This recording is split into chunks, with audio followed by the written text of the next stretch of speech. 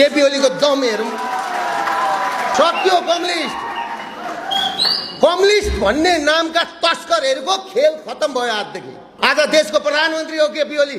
कोही बोल्न सक्दैन, तर दुर्गा प्रसाई च्यालेन्ज गर्छ केपी ओलीलाई। तिमी अपराधी हौ, तिमी हत्यारा हौ, तिमी नेपाली जनताको लिडर होइनौ, तिमी मारवाडीको पार्टनर हौ।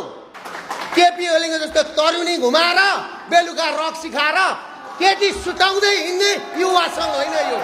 हिजो उद्योगपतिहरूलाई यिनीहरूले जसरी मारेको छ, लखेटी लखेटी लखेटी लखेटी, अनि आज तै पुनि एमाले मै पुनि एमाले भनेर साराका सारा मान्छे बेकुब बनाएर प्रदेशको सदस्य बनाइदिन्छु, तिमीलाई केन्द्रीय सदस्य बनाइदिन्छु, तिमीलाई माननीय बनाइदिन्छु भनेर बेलुका माल खाने रक्सी खाने तिनै महिलासँग सुत्ने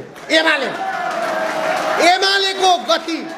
नानी भन्ने पछाडिबाटबाट चाहिँ नि त्यो के भन्छ बोटिसको त्यो तानेर तन्काएर छोडिदिने को रहेछ। यो देशको नीतिगत भ्रष्टाचारको चार गर्नेको नाइके भनेको केपी ओली। कम्युनिस्टहरूलाई यहाँबाट खेद्नुपर्ने, लातको लात हानेर खेद्नुपर्ने त्यो युवा दस्ता तयार भयो क्या। त्यही